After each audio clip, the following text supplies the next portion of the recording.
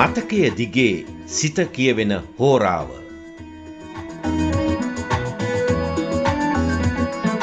සුනිමල් බාලසූරිය ඉදිරිපත් කරයි සක්මන් මළුව.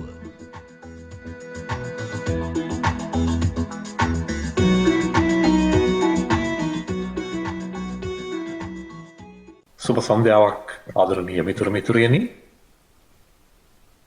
අද ඉරිදාවේ රාත්‍රී 7ට ඔබත් මමත් නැවතත් හමු වෙනවා අපේ සුපුරුදු සවන සක්මන් මළුවේදී.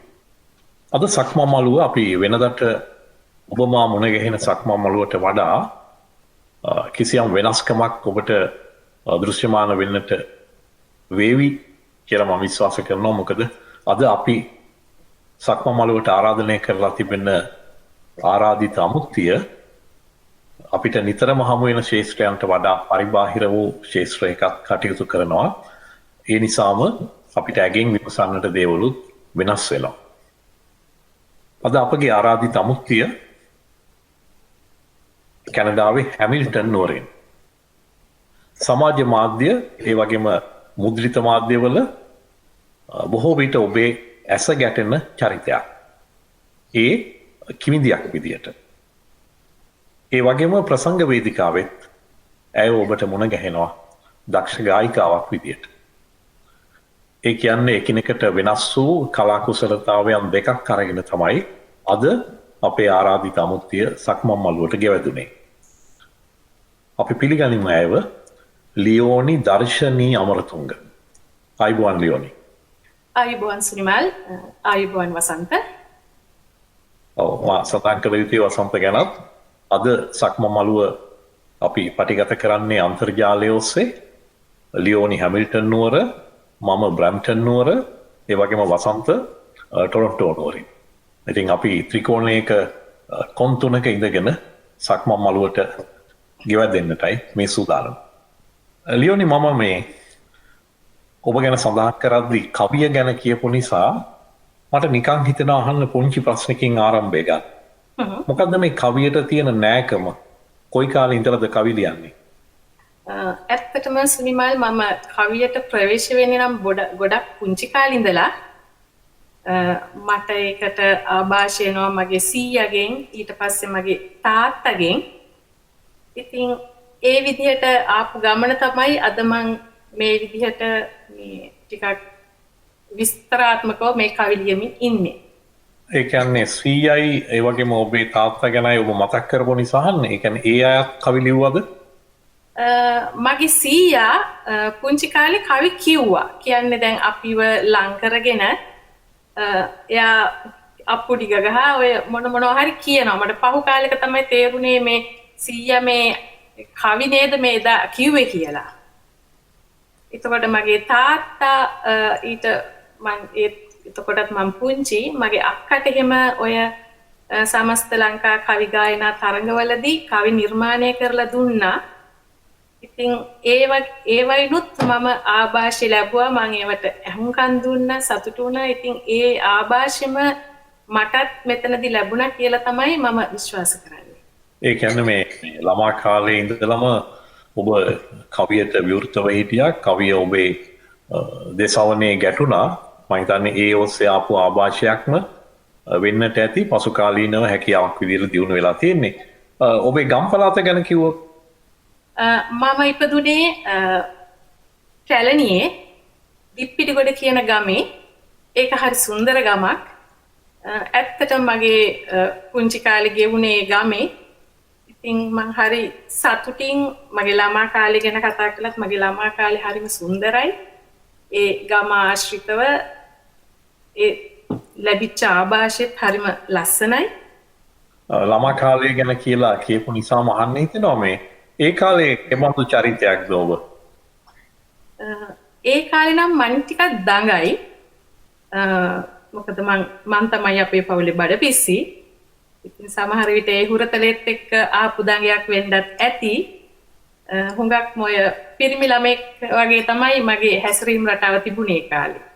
එන පවුලේ වෙන පිරිමියා හිටියේ නැද්ද? නෑ, අපේ ගෙදර මට වැඩිමල් සහෝදරියෝ දෙන්නෙක් ඉන්නවා. ඒ දෙන්නයි මමයි ඔක්කොම ගෑනු ළමයි 3 දෙනෙක් අපේ ගෙදර ඉන්නේ. බොහොම සතුටින් ළමා කාලය ගැන සිහිපත් කරන හින්දම මම මෙහෙම ඇහුවොත් ළමා කාලේ ඉඳලා මේ දක්වාම ඔබේ තිබෙන ඒ මතක ගොන්නේ වඩාත්ම මිහිරි මතකයක් මේ වෙලාවේ සිහිපත් කරන්න කිව්වොත් ඇත්තටම මට එහෙම මතක් කරනම් ගොඩාක් දේවල් තියෙනවා මගේ ජීවිතේ. ඒ අතරින් මට මතක් වෙන එක දෙයක් තමයි මම පුංචි කාලේ අපේ පවුල හරි එකමුතුයි.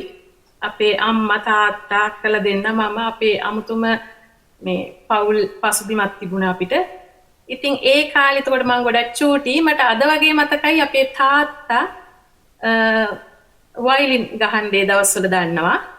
මේ ලොකුවට ඉගෙනගෙන විභාග පාස් කරලා එහෙම නෙවෙයි. එයාටත් ඒ හුඟක් වෙලාවට සහජ හැකියාවෙන් ආපු දස්කමක් තිබුණා වයලින් ගහන්න. ඉතින් අපේ තාත්තා වයලින් ගහනකොට අපේ අම්මා මේ ඒ සින්දු කියනවා. ඒ විදිහට තමයි අපි නිදිය ගන්නකොටත් හරි රසවත්. මට අද වගේ නිකම්ම වෙලාවකට මට තාම මේක ඇහෙනවා වගේ. ඒ වගේ ඒ සිද්ධිය මට ඇත්තටම මගේ හිතට ගොඩාක් පුංචි කාලේ කාවැදිච්ච සිද්ධියක්. ලියෝනි හොඳ තැනකට ආවා. මොකද ඔබත් සමග මේ සක්මන් මළුව අද පටිගත කරන්නට කලින් දවසක කරපු පෙර කතා බහකදී ඔය ලැබුණු හෝඩුවාව ඔස්සේ මේ අපි සඳහන් කළා ඔබට මේ ඒ ඔබේ පියාගේ වයලින් වාදනයක කොටසක් හරි ඔබ ළඟ දැනටත් තිබෙනවා නම් එහෙම අපේ සවන නිෂ්පාදක වසන්ත ලංකා තිරිකයන්ට කලින් එවන්න කියලා. මම හිතන්නේ ඔබ එවලා තිබුණා මේ ඒ කාලේ නෙමෙයි. නමුත් ඔබේ පියාගෙන් බොහොම මෑත කාලේ ඔබ පටිගත කරගත්ත පුංචි සංගීත ඛණ්ඩයක්. වසන්ත මම හිතන්නේ මේ හොඳම වෙලාව ඔබට පුළුවන් නම් පුංචි කොටසක් හරි ඒ වාදනයෙන් මේ වෙලාව සිහිපත් කරන්න සක්මන් මළුවට.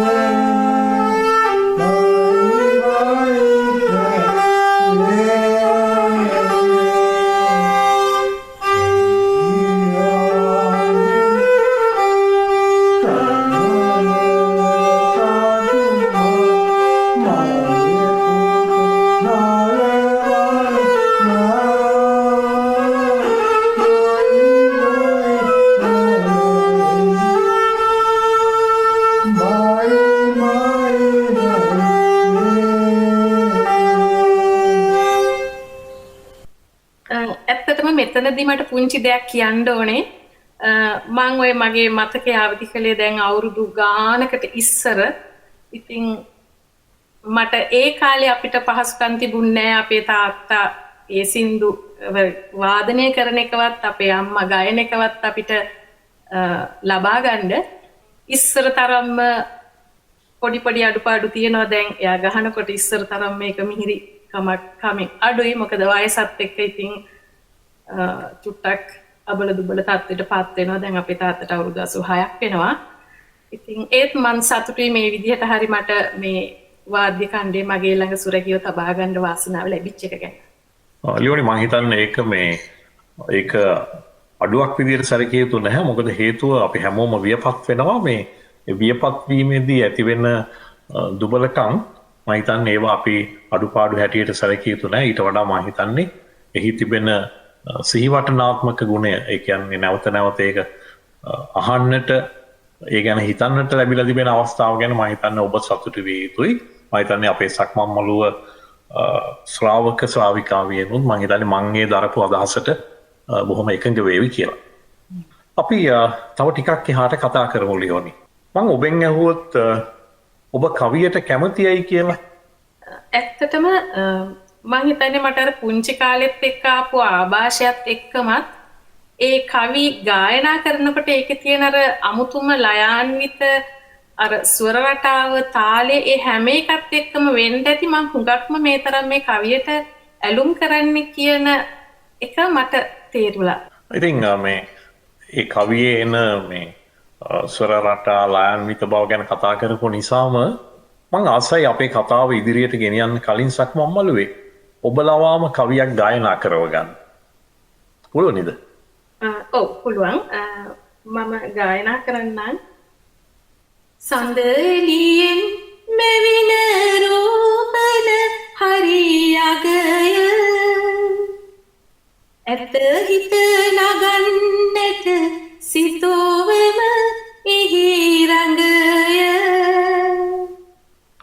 බැහැ මග හරින්නට දෙනී සිතිවිලි දඟය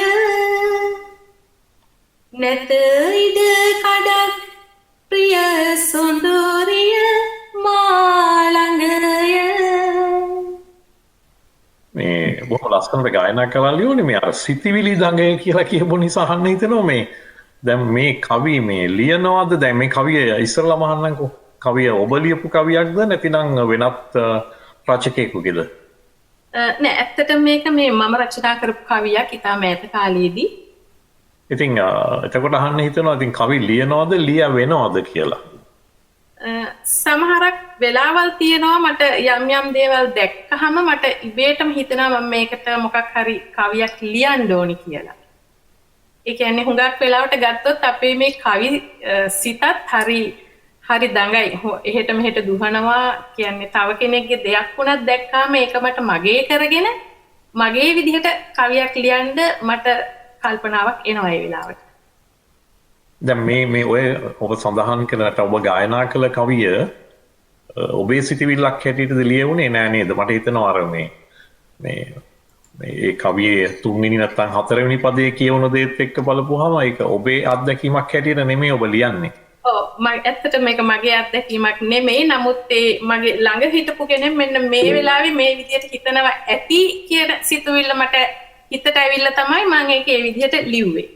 ඔබ ළඟ හිටපු කෙනා කවුද කියලා අහන්න අවසර නැති නිසා මම අහන්නේ නෑ ඒ ගැන ඊට වඩා. නමුත් මම ඇහුවොත් ඔබෙන් දැන් ඔබ ලියන කවි හරි ලියවෙන කවි හරි ඔබේ රසිකයන් අතරට ගෙනියන්න ඔබ භාවිතා කරන මාධ්‍ය මොනවද? ඒ කාලේ නම් මම ලංකාවේ ඉන්න කාලේ මම ලංකාවේ පුවත්පත් වලට මගේ කවි ලියලා දැම්මා. ඒවා පළ වුණා. ඊට පස්සේ මගේ ඉස්කෝලේ සංග්‍රහවලට මම කවි ලිව්වා. මේ මෑත කාලෙදි තමයි මම හුරුුනේ මේ මුහුණු පොත හරහා මගේ කවි එලි දක්වන්න.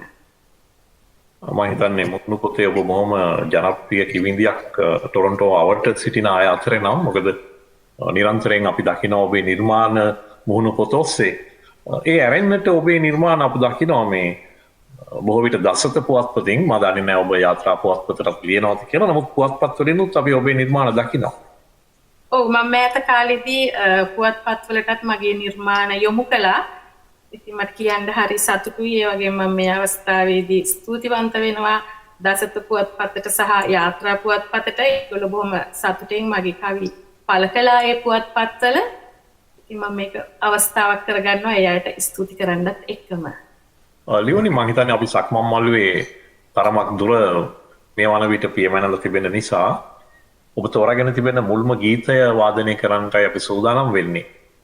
මේ ගීතය ගැන තිබෙන විස්තර කියවද්දි මට පේනවා මේ ගීතය මෙහි ගේය පද ඔබමයි ලියලා තියෙන්නේ.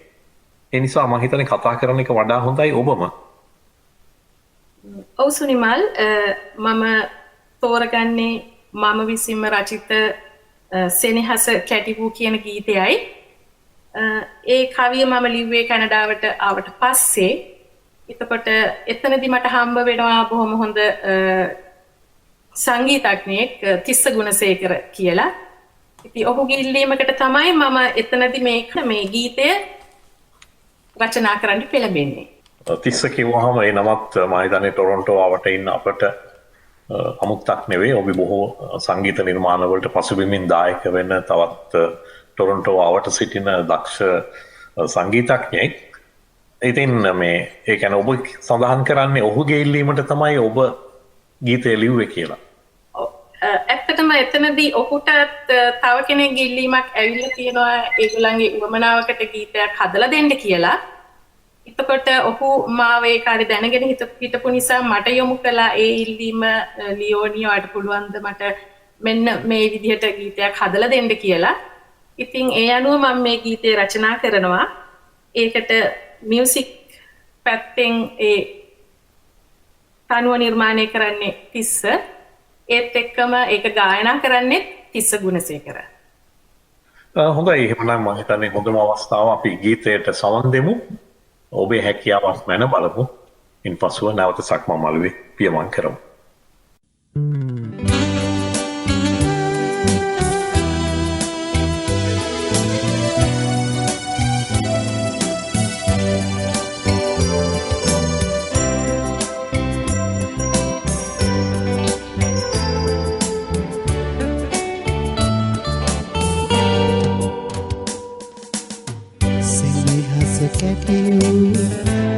රජධානී රජ කුලෙසින් අභිසෙස් ලැබෙමු නවලොවකට පියවර ගෙන යන්නට ඔබගේ පුතු හට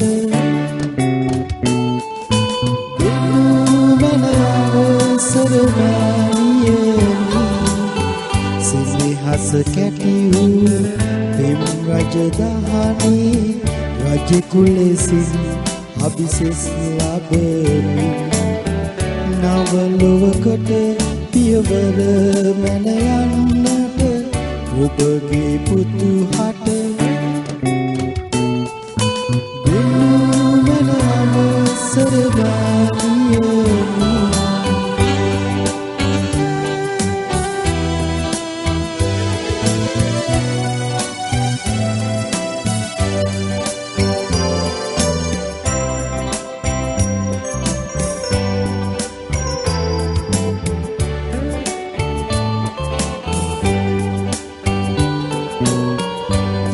සුරංගනන් මල් පෙතින් මට පවන් සැල්ලු සැටි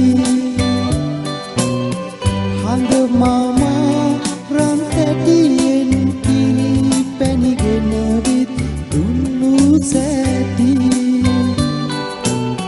රස කර කියමින් තවමත් මතකයි ඔබ මා නැලවූ සැටි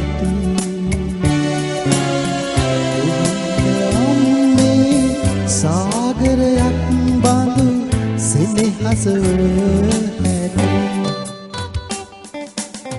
සෙනෙහස කෙටි වූ පෙම් රජධානී රජ කුලෙසින් අභිසෙස් ලැබෙමු නවලොවකට පියවර මැන යන්නට ඔබගේ පුතු හට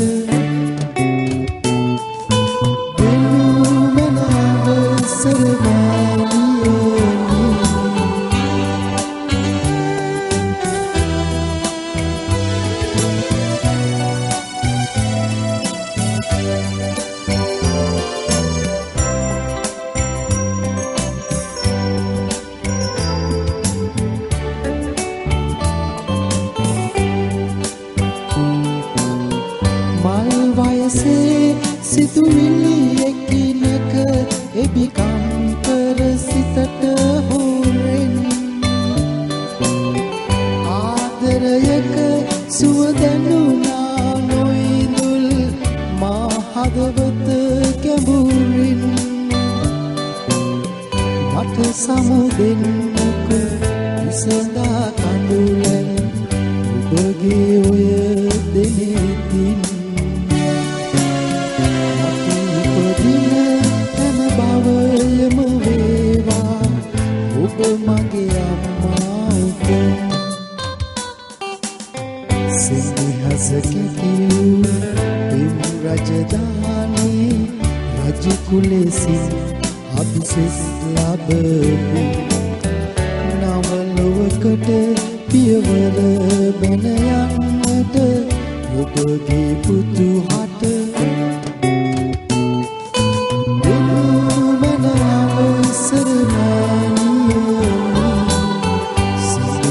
කැටි වූ පෙම් රජධානී රජ කුලෙසින් අභිසෙස් ලැබෙමු නවලොවකට පියවර මැන යන්නට ඔබගේ පුතුහට දෙවුමන අවසරවානිය දෙවුමන අවසරවානිය දෙවුමන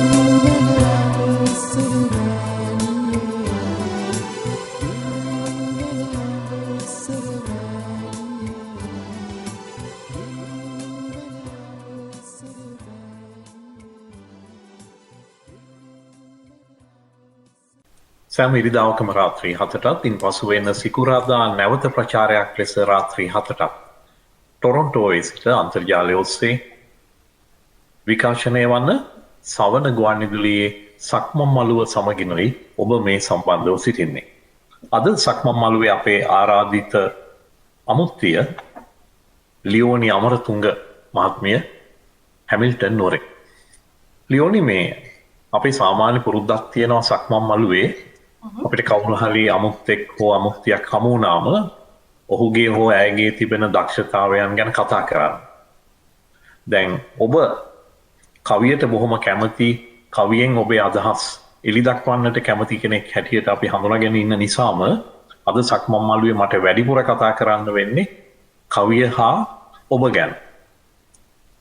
ඒ කියන්නේ මේ වෙනම පැතිකඩක් වෙනවා අපේ ශ්‍රාවකයින්ට මේ පිළිබඳව කතා කරන එක. දැන් කවි ගැන කතා කරනකොට මේ බොහෝ අය කියනවන්නේ මේ අර පද 4ක් එන සඳස් කවි ඒ වගේම එහෙම කිසිම රීතියකින් තොරව කාව්‍යාත්මකව ලියවෙන නිසඳස් ගැන ඔබේ වැඩිපුර කැමැත්ත තිබෙන්නේ ඔය දෙකෙන් මොන පැත්තටද? ඇත්තට මම පුංචි කාලේ ඉඳලම ප්‍රගුණ කරගෙන ආවේ සඳස් කවිය. සඳස් කවිය කියන්නේ එක කවියකට පද 7 පේලි 4ක් තියෙනවා. ඒ පේලි 4ෙම මත් එක සමාන වෙන්න ඕනේ. ඒ වගේම ඒකට එලි සමයක් තියෙන්න ඕනේ. තව නොයිකුත් දෝෂ තියෙනවා ඒ කවි හරඹේදී ඒවා අවම කරගෙන ලියන එක තමයි ඒ සඳස් කාව්‍ය. ඉතින් මම හුඟක් ඇලුම් කරා ඒ විදිහට ඒක ප්‍රගුණ කරගෙන ඒ පැත්තෙන් මගේ නිර්මාණ එලි දක්වන්න. ඒ කියන්නේ ඔබේ වඩා කැමැත්ත තිබෙන්නේ සඳස් කවි වලට. එහෙමයි. ඒ නිසාම වෙන්නට ඕනේ මම හිතන්නේ මම ඔබෙන් මේ ප්‍රශ්නේ විමසන වෙලාව වෙනකොටත් මගේ සිහියට නැගුණේ ඔබේ නිර්මාණ බොහොමයක්ම මේ සඳස් නිර්මාණ තමයි. නමුත් මට අවශ්‍ය වුණා ඔබෙන්ම දැනගන්න ඒක එහෙම්මමද නැතිනම් ඔබ සමහර විට ලියන නිසඳස් අපි අතරට එනවා අඩුද කියන එක දැනගන්න. දැන් ඔබ කලින් සඳහන් කළානේ මේ සමහර කවි ලියනවා සමහර ඒවා ලියවෙනවා කියලා. දැන් එහෙම මේ નિરાයාසයෙන්ම ලියවුණ කවියක් ගැන නැවත සිහිපත් කළොත් මොකද අපි ඔබ දන්නවා සක්මන් මළුව අපි හඳුන්වනවා මේ මතකයන් දිගේ සිත කියවෙන සක්මන් මළුව කියලා. ඉතින් මම මේ බලන්නේ ඔබ කවුද කියන එක එලිපෙහෙලි කරන්නට අපේ ශ්‍රාවකයින්ට. තමන්ට ඒ විදිහට નિરાයාසයෙන්ම ලියවුණ වෙන කවියක් අපි අපේ අසන්නන්ට අහන්න සැලැස්සුවොත් ඔබේ හනි? ඔව් මම ඒකට මම මෑතකදී ලියපු තවත් කවියක් මගේ සිහියට ආවා. ඇත්තටම මෙතනදී මම මේ කවිය මම දැන් ලිව්වට මගේ මනස දුවගෙන ගියා සෑහෙන ඈතකට. ඒ ගිහිල්ලා ඒ තුලින් තමයි මගේම මේ නිර්මාණය එළියට ආවේ. මම ඔය සතිය දවස්වල නිදිය ගන්නකොට සාමාන්‍යයෙන් මගේ මේ කාමරේ කර්ටන් වහන්නේ නැහැ පාන්දර නැගිටින්න තියෙන නිසා. ඉතින් එතනදී මම හඳ දැක්ක ලස්සනට හඳ පායලා තියෙනවා. ඒ තුලින්ම මාව ගියා මං ඒ දවස්වලත් මේ හඳ දිහා මෙහෙම බැලුවා නේද? හැබැයි අද තරම් සතුටින් නෙමෙයි චුට්ටක් දුකකින් කියලා. ඉතින් එහෙම හිතලා තමයි මම මේ කවිය නම් ලිව්වේ. ඉතින් මේ ඔබ කවිය ගන්න හදන අතරවාරේ මට තව දෙයක් අහන්න හිතෙනවා. ඒ කියන්නේ එදා ඔබ සඳ දැකලා දුක් වුණා කියනවා. අද සඳ දැකලා සතුටු වෙනවා කියනවා. මොකද්ද මේ ජීවිත පෙරලිය? ඇත්තටම ඒ කාලේ මම මේ විවාහයට පෙර එතකොට මට ඒ හඳ දැකපු වෙලාවේ මට මතක් වුණා මගේ සැමියාව. ඒ සැමියා හිටියේ එතකොට ටිකක් දුර වෙන රටක.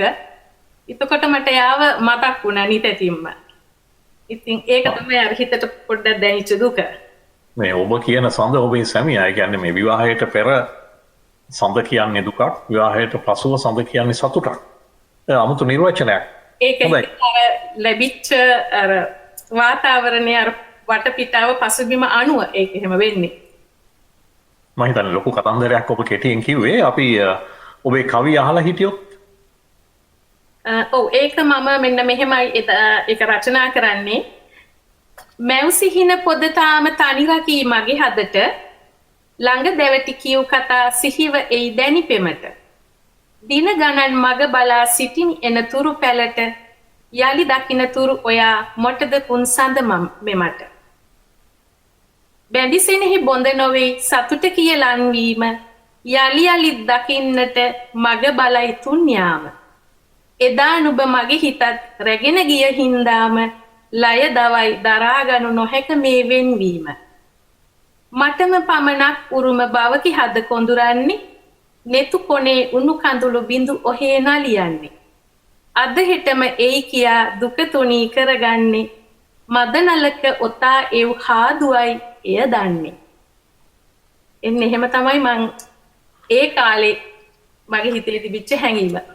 අද ඒක කිව්වට අහගෙන ඉන්නකොට මට නම් හිතුනේ මේ බොහොම මේ ලොකු ගැම්මක් අරගෙන බොහොම වේගෙන් කියලා දැම්මා කියලා එදා ඒ ඔබට ආපු කවි සිතිවිල්ල. ඒ කියන්නේ ටිකක් තරමක මේ ඒ කියන්නේ ඒ පිටිපස්සේ කොයිතරම් දරුණු පීඩනයක් ඒ කාලේ තියෙන්නේ නැතිද කියලා මම හිතන්නේ ඔබ අද ඒ කවියේ වචන සිහිපත් කරද්දි අපිට දැනුණා කියලායි මම විශ්වාස කරන්නේ. ලියෝනගේ කවියක් අහපු නිසා අපි නැවත ගීතයකට ගිහිල්ලා අපි සක්මන් මළුවේ කතා කරමු. ඔබ ඊළඟට අද සක්මන් මළුවට තෝරාගෙන ඇවිල්ලා තිබෙන්නේ ඔබේම ගේය පද රචනයක්. දැන් මේක මේ ඔබ සඳහන් කරලා තිබෙනවා මේ නත්තල වෙනුවෙන් ලියවුණු ගීතයක් කියලා. ඒ නිසා අපි ගීතය ගැන තරමක් කතා කළොත්. ඇත්තටම මේ ගීතයත් මම රචනා කරන්නේ තිස්ස ගුණසේකර මහත්තයාගේ ඉල්ලීමක් අනුව. එතකොට මේක තමයි මම සමහරවිට මගේ මුල්ම ගීතේ මේක කිව්වනම් මම නිවැරදි. ඉතින් මෙතනදී අපේ මේ හැමිල්ටන් ග්‍රාමේ හැමෝම එකතු වෙලා තමයි මේ ගීතය ගායනයෙන් සහාය වෙන්නේ. ඉතින් එතනදී මට අමතක කරන්නම බෑ මේ මගෙත් එක්කම මේ ගීතයට සහභාගී වෙච්ච අය මම පොඩ්ඩක් ඒ ගැන සඳහන් කරන්නම්. අසංගා බෝගෙදර, මෙල්වින් විජේසුන්දර, කුයින්සි විජේසුන්දර, මිල්ටන් වාසල, නිමල් දිසානායක, පර්සි ෆර්නෑන්ඩු සහ මම සහ තිස්ස ගුණසේකර අපි ඔක්කොම එකතු වෙලා තමයි මේක ගායනා කළේ. ලියෝනි ඔබ අතින් කියවුන ඔය නම් වලින් බොහොමයක්ම මම හිතන්නේ මේ ටොරොන්ටෝවට හැමිල්ටන් නුවරට ආගන්තුක නම් නෙමේ. ඔවුනුත් බොහෝ විට අපිට තවත් ගායන ප්‍රසංගවල නිතර දකින්න අහන නම්. ඒ නිසා ඔවුනුත් සතුටු වෙයි සමහර විට ඔබ ඔවුන්ව සහභාගී කරගෙන කරපු නිර්මාණයක් අද සක්මන් මළුවට යොදා ගැනීම පිළිබඳව. අපි ගීතය අහමු.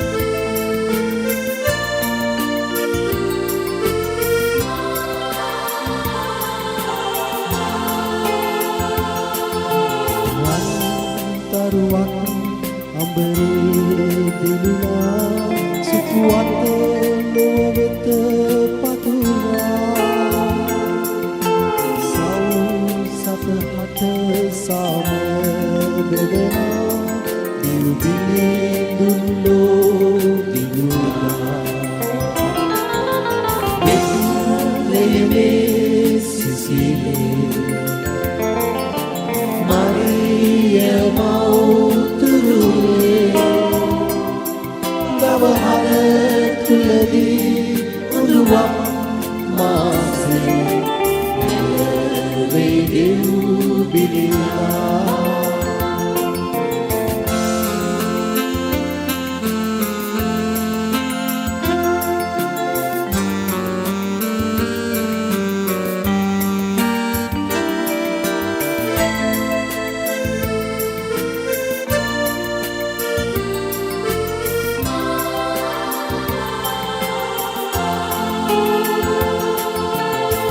ජවරු පොපලු නැදුනා සතුටින් සිත් පිපුණා සුවඳලාතු රන්දු රැගෙනා නිරිඳුන්නද පිරුවා බෙත්ලෙහෙමේ සිසිලේ Maria mauturulee gawahal tuladii uduwak masih wedinubililaa Bethlehemee sisilee Maria mauturulee gawahal tuladii uduwak masih wedinubililaa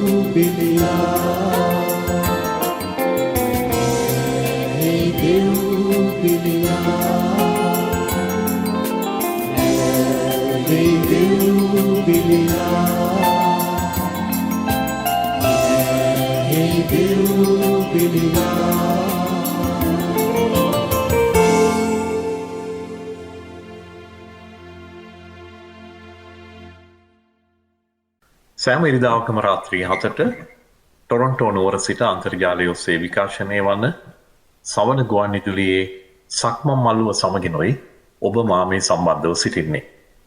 අද සක්මන් මළුවට අපගේ ආරාධනයෙන් ගෙවද සිටින්නේ ලියෝනි අමරතුංග මහත්මිය.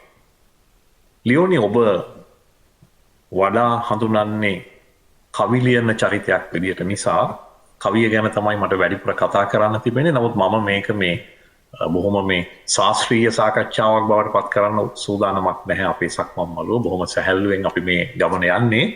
නමුත් අහන්නටම අවශ්‍යයි කියලා හිතන ප්‍රශ්නයක් දෙකක් විතරක් මම අහනවා කවිය ගැන. දැන් මේ ඔබම එක තැනකදී කිව්වා මේ අර සඳස් නිසදස් ගැන කතා කරන්න ගිහිල්ලා මේ කවි ලියනකොට ඒකේ දෝෂ ඇති වෙනවා කියලා. මොනවද මේ දෝෂ කියලා කියන්නේ? ඇත්තටම දෝෂ රාශියක් තියෙනවා මේ සඳස් කවියේදී අපි පරිස්සම් වෙන්න ඕනේ. ඉතින් මම අර බැලු බැල්මටම ඒකේ හඳුනගන්න පුළුවන් දෝෂ එකක් දෙකක් විතරක් මෙතනදී සඳහන් කරන්නම් අපිට කාල වේලාව වැඩි නැති නිසා. ඒ කියන්නේ මේ නීති රීති පද්ධතියක් තිබෙනවද මේ කවුරු හරි ලියපු? සදස් ලකුණ කියන ග්‍රන්ථයට අනුව තියෙනවා බොහොම ලොකු විදිහට ඔය ඡන්දස් ගැන විරිත් ගැන එහෙම සඳහන් කරලා අදටත් අපි ඔය කරුණ හොයා ගන්නකොට අපිට උගන්වන ගුරුවරු හරි එහෙම නැත්නම් අන්තර්ජාලයේ බැලුවත් ඒ ආශ්‍රයෙන් තියෙන තොරතුරු වලින් තමයි අපිට තොරතුරු ලබා ගන්න තියෙන්නේ. දැන් අර අපි කතා කරමින් හිටියේ කවි ලියද්දී ඇති වෙන දෝෂ ගැනනේ.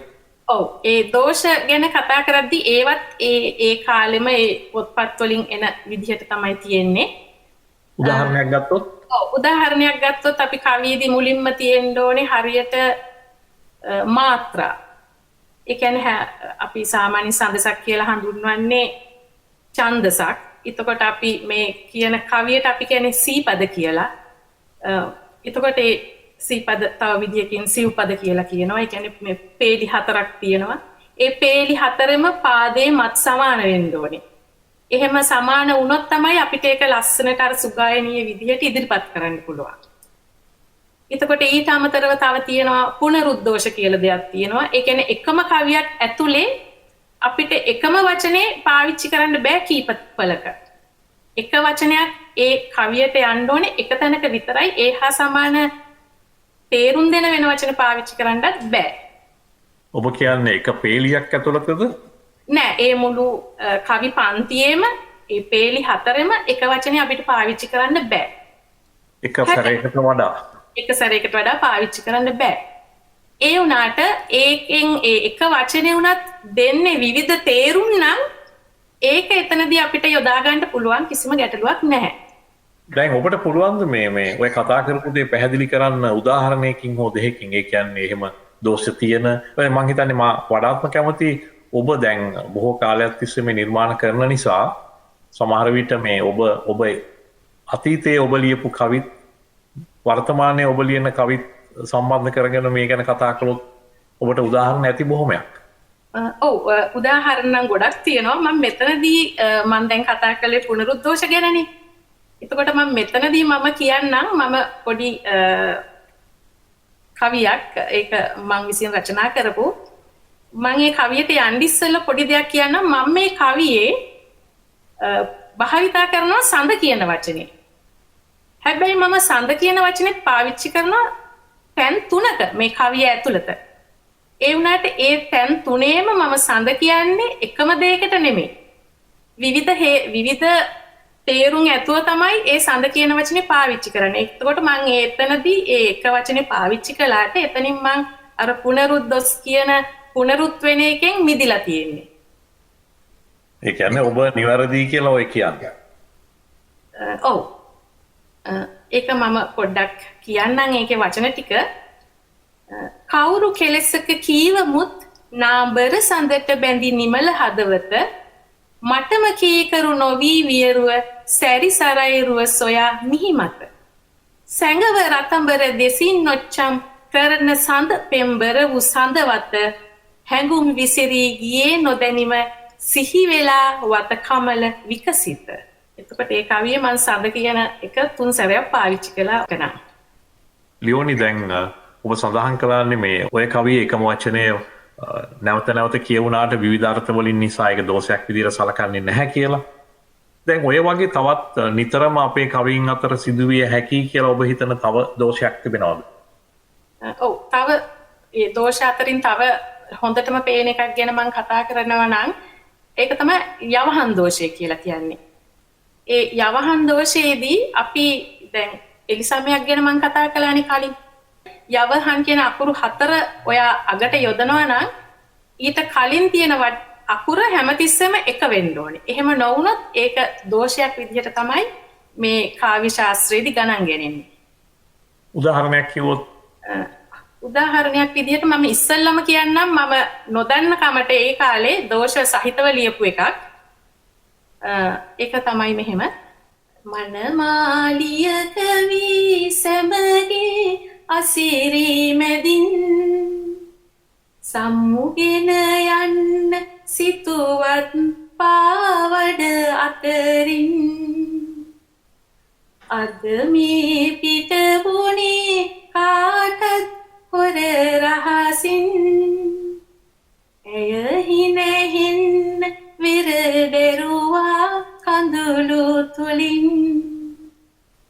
දැන් ඒ කවියේදී මම එලිසමේ දීලා තියෙන්නේ මැදින් අතරින් රහසින් තුලින් කියලා. එතකොට ඒ වගේ අර යවහන් දෝෂයට අහු වෙලා තියෙන්නේ මම ඒක හරියට ලියලා නැති නිසා. කියන්නේ මේ අග අකුරට කලින් තිබෙන අකුර මේ වෙනස් වෙවි ගිහින් තියෙන නිසා ඒක සලකනවා කියලා මේ කාව්‍ය ශාස්ත්‍රයේදී දෝෂයක් හැටියට. එහෙමයි. ඔව්. එතකොට එහෙම දෝෂ නැතුව ලියපු එකක් ගැන මම සඳහන් කරනවා නම් මෙන්න මේක පොඩ්ඩක් බලන්නකෝ. මතුන කඳුළු කැට එකිනෙක පිස දමමින් සිත තුළ තිබූ පැතුම් සුණු විසුණුව තෙවෙමින් දෙදෙනා බිඳුණු තම සිත් යලි ගොඩ නගමින් වැඩපළ කළේ මතු දියුණු විදොර හරිමින්. පද හතරෙම මට ඇහෙනවා අගට මින් කියලා. හරි. එහෙම තමයි ඒකෙදි එන්න ඕනේ. එහෙම නොවුනොත් තමයි ඒ දෝෂයට අහු වෙනවා කියලා කියන්නේ. හොඳයි ලියෝනි, මං හිතන්නේ අපි සක්මන් මල්ලුවේ අපිට තව ගමන් කරන්න තිබෙන දුර දිහා බැලුවාම ඊළඟ ගීතයට යන්නේක අවස්ථාන වෙච්චයි කියලා හිතෙනවා. මේ ඔබ ඊළඟට තෝරාගෙන තිබෙන ගීතය එච්.ආර්. ජෝතිපාලයන් ගායනා කළ ගීතයක් තමයි අද ඔබ මේ වැඩසටහනට තෝරාගෙන තිබෙන්නේ. එදා මුල් ගායනයේ එච්.ආර්. ජෝතිපාලයන්ගේ. හැබැයි අද මේ ගීතය කවුද ගායන්නේ? මම හිතුවා අද මේ ගීතය මගේ සැමියාගේ හඬින්ම පොඩ්ඩක් අහන්න ලැබුණා නම් ආසයි කියලා. ඇත්තට මේ ගීතය මම ප්‍රිය කරන හේතු ගොඩක් තියෙනවා. මම හරි ආසයි මේකේ තියෙන වචනවලට. ඒ කියන්නේ මේක හරි ආදර බර හැඟීමක් මේකෙන් දෙන්නේ. එයා කියනවා සිහි කර ඔබ ගැන බවුන් වඩයි මන අන්දය දෙන එන බිහිරිය දෙසවන එකට ආදරය කරනකොට ඇත්තටම මේ ඒක අර හැඟුම්බර විදිහට ඒකේ වචන යොදලා තියෙනවා. ඒ නිසායි මම මේ ගීතයට කැමතියි. ඔබේ සැමියාගේ ගායනයක් කියලා ඔබ සඳහන් කළ නිසාම අහන්න හිතෙන ඔහුගේ නම. ඔහු අසජ මන්දාර අමරතුංග.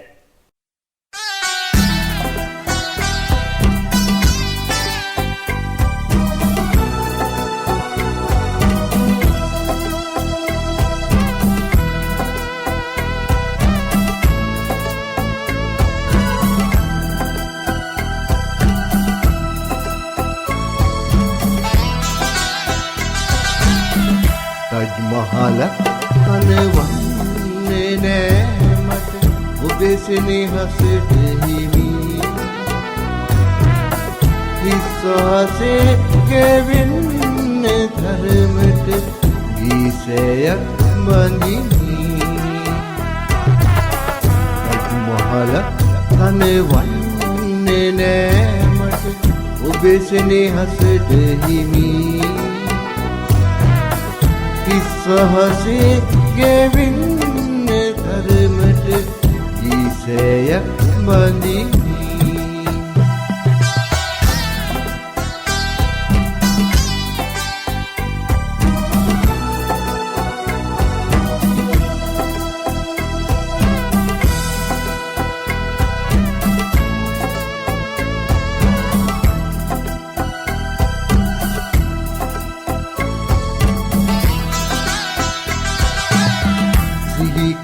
ඔබ ගැන බවුන් වඩයි මන අන්දය දෙනායන විහිරිය දෙසාවන සිහිකර ඔබ ගැන බවුන් වඩයි මන අන්දය දෙනායන විහිරිය දෙසාවන අජ්මහල තනවන්නේ නෑ මට ඔබේ සෙනෙහසට හිමි සහසේ ගෙවෙන්න ධර්මට ගීසයක් බඳිමි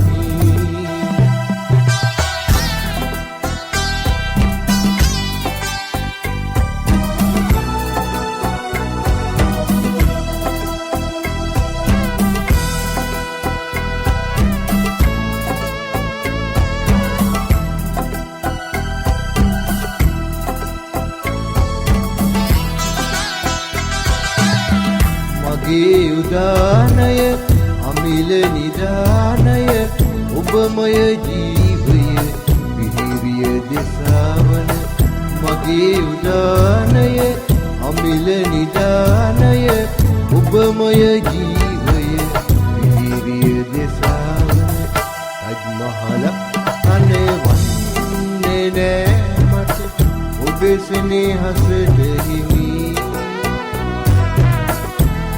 සහසේ ගෙවින්න ධර්මට ගීතයක් බඳිමි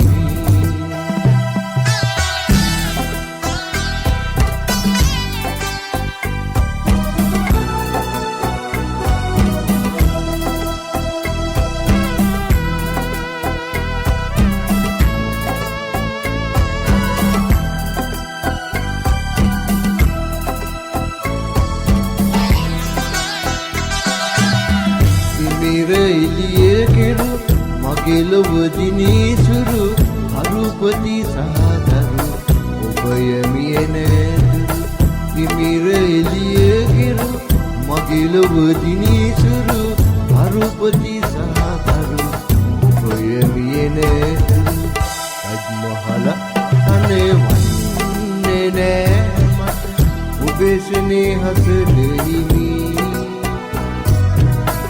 හිස්හසේ ගෙවෙන්න තරමට ඊසයක් මදිමි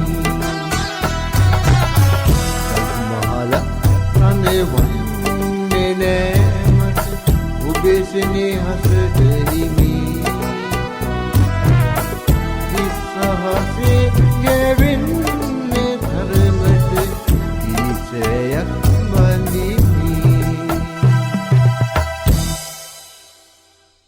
ඔබේ සැමිය අසජ ගායපු ගීතයට කලින් ඔබ සඳහන් කළ දෙයක් නිසාම මට අහන්න හිතෙනවා මේ අසජ කොහොමද ඔබට මුණ ගැහෙන්නේ? ඇත්තටම ඒක දිග කතාවක්. මම කෙටියෙන් කියනවා නම් මට ඔහුව හම්බ වෙන්නේ මම පාසල් යන කාලේ.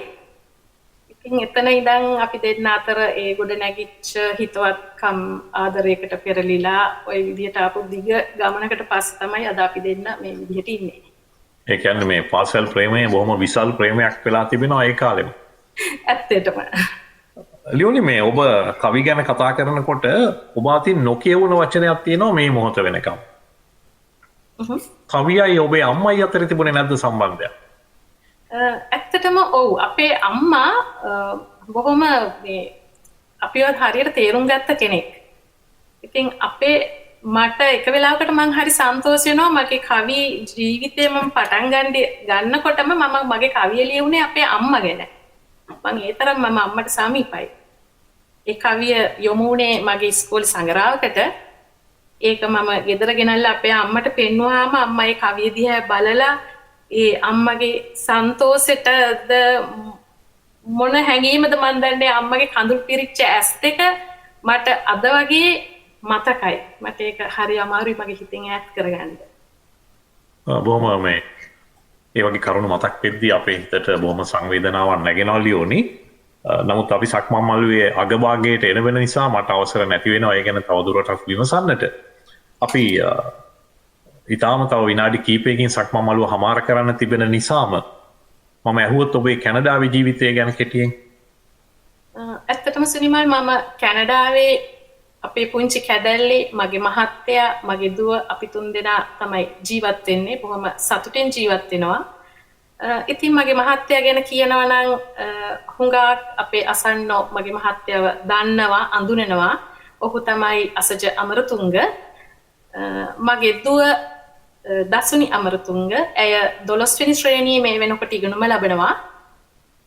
ඇයටත් බොහොම හොඳ ගීත ගායන හැකියාවක් තියෙනවා. ඒ වගේම ප්‍රසංග වේදිකාවේ යම් යම් අවස්ථාවලදී ඇයත් ගීත ගායනා කරලා තියෙනවා අපි එක්ක.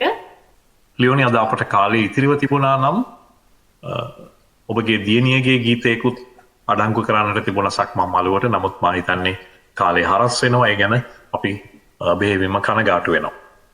ඉතින් ඒ වගේ මම කැනඩාවේ මේ අද ගෙවන ජීවිතය ගැන මම හුඟක් සතුටුයි. මට අනිත් එක අපේ හැමිල්ටන් වල මට හම්බ වෙච්ච ඒ අපේ යාළු මිත්‍රයෝ මුලින්ම හැමිල්ටන් එකෙන් හම්බුණා. ඊට පස්සේ ටිකක් පුළුල් වුණා. එහෙම මට ගොඩක් යාළු මිත්‍රයෝ හම්බුණා. ඒ හැම කෙනෙක්ම වගේ බොහොම හොඳ අය. ඉතින් ඒ අනුව මම හරි සන්තෝෂෙන් තමයි අපේ කැනඩාවේ ජීවත් වෙන්නේ.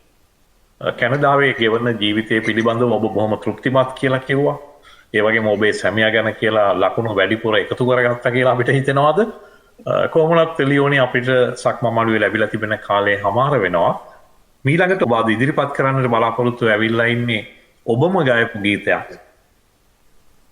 මේ ගීතය ගැන කෙටියෙන් සඳහනක් කළොත්? ඇත්තටම අපි අර හුඟක් දුර රටවල් වලට ආවට පස්සේ තමයි අපි ඉපදිච්ච හැදිච්ච වැඩිච්ච රටවල් ගැන පොඩි ආදරයක් ඇති වෙන්නේ. ඉතින් ඒ වගේ ඒ ඇතිවෙච්ච ආදරය අනුව තමයි මම අද ලතා වල්පොල මහත්මිය විසින් ගායනා කරන මේ ශ්‍රී විභූෂිත කියන ගීතය මේ මෙතනට තෝරගත්තේ. ලතා වල්පොල ආදරණීය ජ්‍යෙෂ්ඨ ශිල්පිනියගේ ගීතය ප්‍රචාරය වෙන අතර වාරේ අපි සක්මන් මළුවෙන් සමුගන්නවා. ආදරණීය මිතුරු මිතුරියනි, මෙතෙක් සක්මන් මළුව සමග මේ හෝරාව රැඳී ඉඳීම පිළිබඳව අපි ඔබට බෙහෙවින් ස්තුතිවන්ත වෙනවා. නැවතත් ලබන සතියේ හමු වෙන බලාපොරොත්තුවෙන් ඔබ හැම දිනකටම නිදුක් නිරෝගී සුව ප්‍රාර්ථනා කරනවා. ලියෝනි ඔබටත් බෙහෙවින් ස්තුතියි අද වැඩසටහනට සම්බන්ධ වීම පිළිබඳව. වැඩසටහන ඉදිරිපත් කළ මම සුනිමල් බාලසූරිය, නිෂ්පාදනය කළේ සවන නියමු වසන්ත ලංකාතිලක. බොහොම ස්තුතියි සුනිමල් සහ වසන්ත මාව අද මේ වැඩසටහනට සහභාගී කරගත් එක ගැන.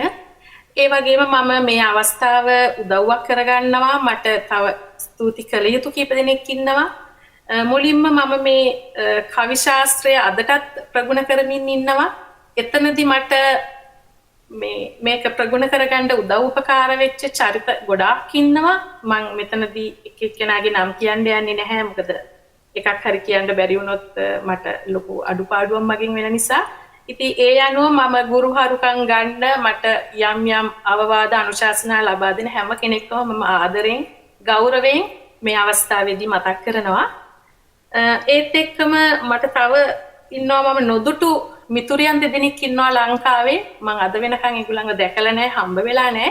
නමුත් ඒගොල්ලන්ගේ යම්කිසි පෙළඹවීමක් මත තමයි මම මේ මගේ කවි මුහුණු පොතට දාන්න සූදානම් වෙන්නේ. මගේ කවි වලට යාළමයි මුල් කවර හදලා දීලා ලස්සනට පින්තූර හදලා දීලා මාව ඒ තැනට යොමු කළේ. ඉතින් ඒ දෙන්නගේ නම කියනවා නම් අංජු සහ දිලු නංගිලා දෙන්නටත් මම මේ වෙලාවට ස්තුති කරනවා. ඒ වගේම මේ කැනඩාවේ මේ වෙනකොට මේ සවන අන්තර්ජාල ගුවන් විදුලිය ඔස්සේ යන ආචාර්ය ස්වර්ණ චන්ද්‍රසේකර මහත්මිය විසින් කරන වෙස්සන්තර කතාවලට එහෙම මට දායක වෙන්න අවස්ථාව ලැබිලා තිනවා ගීත ගායනා වලින්. ඒ ගැනත් මම ස්තුති කරනවා මාව ඒ සඳහා තෝරා ගැනීම ගැන. ඒ වගේම මගේ සහෝදර අනුරුද්ධ වැලිගමගේ සංකල්පයකට අනුව ඔහු විසින් කරන කවිමිනියාර වැඩසටහනට ගීත ගායනයනුත් සම්බන්ධ වෙනවා. ඒ වගේම ඔහුගේ එක් වැඩසටහන් වලදී මගේ ගීතත් තව අය විසින් ගායනා කරනවා. ඉතින් ඒ ගැනත් මම ගොඩක් ඔහුටත් ස්තුතිවන්ත වෙනවා. ඒත් එක්කම මම ගොඩාක් ස්තුතිවන්ත වෙනවා මගේ සැමියාට. මොකද මගේ සැමියා මට ඒ විදිහේ වාතාවරණයක් හදා දුන්නේ නැත්නම් අද මට කවදාක්වත් කවියෙන් මෙච්චර දුර එන්න හම්බ වෙන්නේ නැහැ. ඔහු මට ඇත්තට මේ ලබා දීපු අත්වලට මම ඔහුට ස්තුති කරනවා. ඒ වගේම මම ඔහුට ණය ගැති. ඉතින් හැමෝටම ආයුබෝවන්. මගේ අද දවසේදී මාත් එක්ක රැස්ව සිටින මාගේ කතාව සවන් දීපු හැම කෙනාටමත් මම ආයුබෝවන් කියමින් සමුගන්නවා ඔබේ. හොඳයි මිතුරෙනි අපි නැවතත් ලබන සතියේ හමු වෙමු සක්මන් මළුවේ.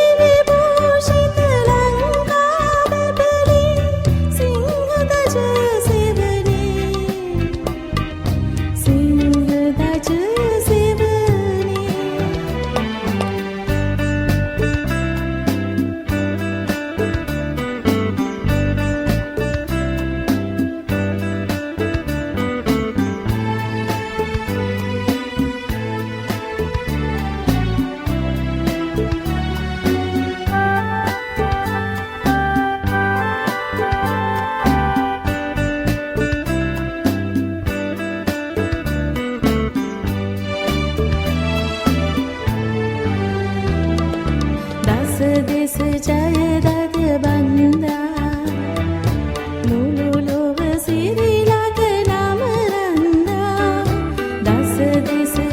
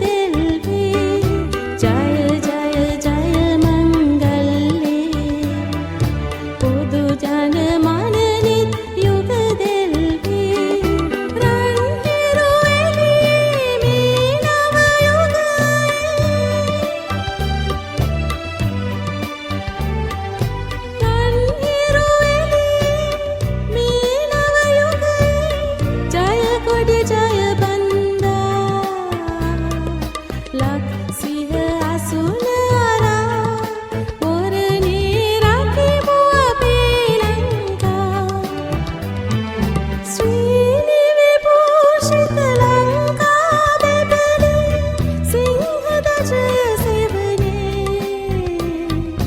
සිංහ දජය සෙවනේ ශ්‍රී විභූෂිත ලංකා බෙබලේ සිංහ දජය සෙවනේ සිංහ දජය